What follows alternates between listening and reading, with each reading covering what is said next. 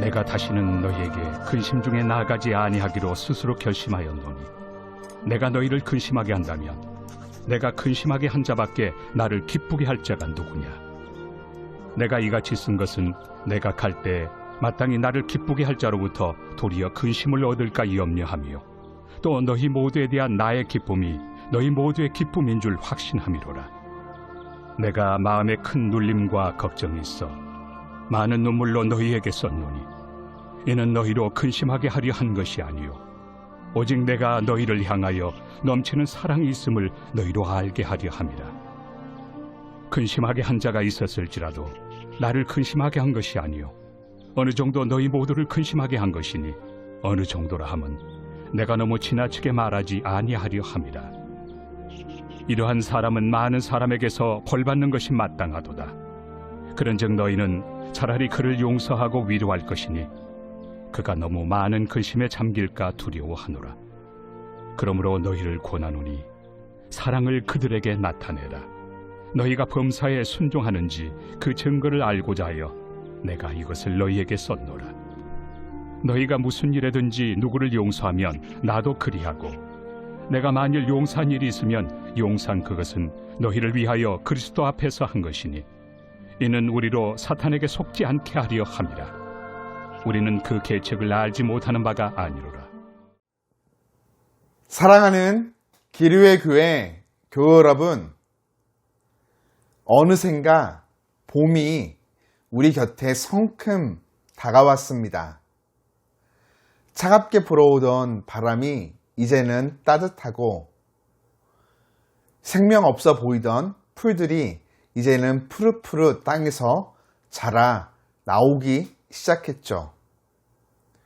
바쁜 일상의 자리에서 잠시 눈을 돌려 자연 속에서 생명으로 역사하시는 하나님을 묵상하고 찬양하는 복된 날 되기를 주님 이름으로 축복합니다. 함께 기도하며 묵상을 시작합니다. 하나님을 사랑하는 마음을 품고 이 아침 말씀 앞에 겸손히 앉습니다. 말씀 묵상을 통해 나를 향한 하나님의 뜻을 알게 하시고 하나님이 주시는 능력을 통해 바른 길 걸어가는 복된 날 될 수 있도록 역사하여 주옵소서. 우리들 연약하고 부족합니다. 그러나 하나님이 크고 능하신 분이시기에 하나님을 믿고 의지하오니 실족하지 않고 낭망하지 않도록 능력의 오른팔로 우리의 삶을 굳게 붙들어 주옵소서. 예수님의 이름으로 기도드립니다. 아멘. 그는 말을 잘 하지 않습니다. 그러나 답답하고 억울한 마음을 표현할 때 말 대신 조용히 눈물을 흘립니다. 그 눈물을 볼 때마다 나는 가슴이 무너져 내립니다. 그가 흘리는 두 줄기 눈물은 더 이상 말이 필요 없는 엄청난 웅변이 되어 내 가슴에 비수처럼 꽂히기 때문입니다. 그가 흘리는 눈물은 두꺼운 한 권의 책보다도 더 많은 이야기를 나에게 털어놓습니다. 그것은 거짓의 변명이 아니라 진심 어린 하소연이죠. 눈물을 바라보면서 나는 더 이상 변명하거나 항거할 아무런 이유를 발견하지 못하고 어느 순간 완전한 무장 해제의 상태가 됩니다. 그가 요구하는 것은 이미 내 심장에서 두뇌로 손발로 번져갔습니다.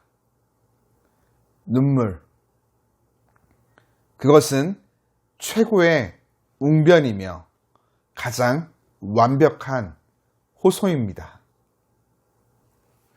고린도 1차, 2차 방문을 마친 바울은 에베소를 떠나 마게도냐에 머물며 고린도 3차 방문을 늦추고 있습니다. 지금 고린도를 3차로 방문하는 것은 지혜로운 처사가 아니기 때문이죠. 바울은 고린도 2차 방문에서 차라리 방문하지 않은 맘도 못한 가슴 아픈 결과들을 얻었습니다. 이러함은 범죄한 성도를 단호하게 치리한 사건과 관련 있죠. 교회를 설립한 사도로서 바울은 고린도전서 5장에 등장하는 아버지의 아내를 취한 범죄한 성도를 단호하게 치리하며 교회 성도들과 자신 사이에 상처와 앙금이 쌓이는 상황을 경험하게 됩니다. 치리받은 당사자가 교회 성도들에게 어느 정도 인정과 사랑을 받고 있던 사람이었기 때문이죠. 바울의 개입에 많은 이들이 분개했고 관계가 악화되었습니다. 고린도 교회의 일탈을 바로잡고 십자가의 순수한 복음을 회복하려고 노력했지만 바울의 온갖 노력은 완전히 물거품이 되어버렸고 고린도 교회 교인들의 오해와 분노는 극에 달하여 피차 상처가 되어진 것이죠. 외모도 너무 볼품없고 말도 한없이 어눌한 늙은 사도인 바울. 어떻게 손을 쓸 도리가 더 이상 없어 보이는 바울에겐 사절에 언급하듯 오직 눈물만 흐를 뿐이죠. 눈에 들어가도 아프지 않을 고린도 교회 성도들을 향한 바울의 깊은 사랑과 연민이 눈물로 흐르고 있는 것입니다. 바울은 눈물을 흘리며 오해와 분노, 상처와 아픔 가운데 있는 고린도 교회 성도들을 위해 자신이 그들을 근심하게 만들었다.